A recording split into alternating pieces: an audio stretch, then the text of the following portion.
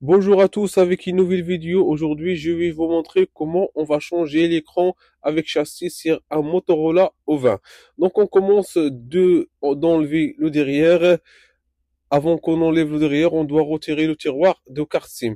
Donc, ensuite, on enlève les plaques de protection de la carte mère. Moi, j'ai déjà enlevé les vis pour un peu raccourcir la vidéo.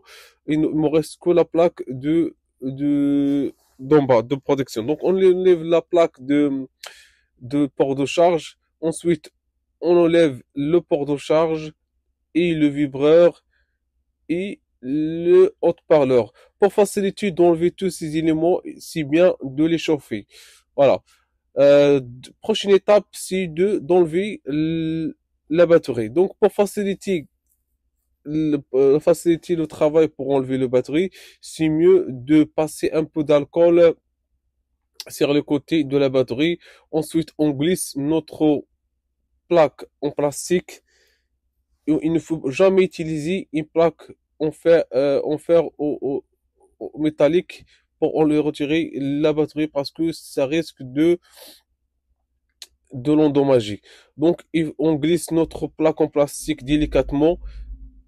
Si on sent un peu si dur, on rajoute chaque fois un peu d'alcool pour faciliter de décoller la batterie. Donc, enfin, on a enlevé notre batterie et ensuite, on va passer pour enlever la nappe de volume et d'allumage. Donc pour ce travail, on a besoin d'une lame et on la glisse délicatement pour éviter de la casser ou l'endommager. Donc ensuite, on prend notre écran avec châssis, notre nouveau écran avec châssis, et on commence d'installer tous les composants qu'on a enlevés de l'ancien châssis cassé. Donc on place notre carte mère de charge. Ensuite, on met un sticker adhésif double face pour coller la nappe de volume et d'allumage. Voilà. Donc, soit on utilise la colle, soit on utilise l'adhésif double face. Donc, comme vous voyez sur la vidéo,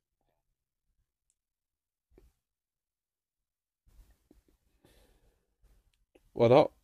Et on place la nappe de volume sur les côtés. On la colle comme il faut. Ensuite, on va installer les écouteurs internes. Donc, il faut toujours chauffer ces composants pour les décoller facilement, sinon on risque de les endommager. Donc voilà, on place notre carte mère et on passe le fil d'antenne sur son passage. Il faut qu'il soit bien entré dans le passage. Ensuite, on place le cache de carte mère de port de charge et on plie la nappe pour pouvoir la fixer correctement sur la carte mère. Voilà. Donc, ensuite, on prépare la batterie et on le fixe sur le châssis. La caméra, la deuxième caméra, on la place et ensuite on commence de remettre les vis. Voilà, le cache. Mais avant de mettre le cache,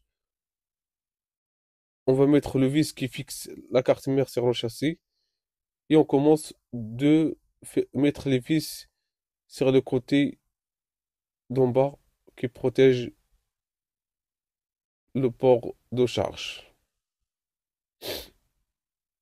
C'est mieux de commander un écran avec châssis, ça facilite les choses. Donc avant tout ça, avant de mettre le derrière, on doit clipser la nappe de l'empreinte digitale. Pour la fixer facilement, c'est mieux de la décoller. Ensuite, on met le cache de la carte mère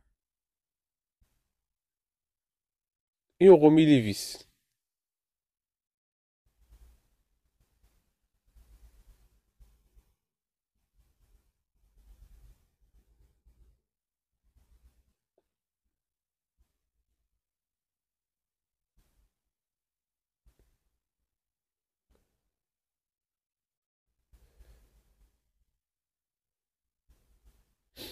Et ensuite, on met le cache de derrière. Donc, on clipse bien et on allume notre portable pour tester le fonctionnement de notre appareil.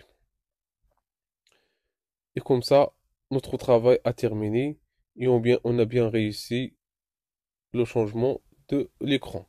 Donc en fonction, on commence de tester le tactile, tout fonctionne bien. Donc si vous avez bien aimé notre vidéo, merci de aimer et partager et liker notre vidéo. N'oubliez pas de s'abonner à notre chaîne. Je vous dis au revoir et à bientôt pour la prochaine vidéo.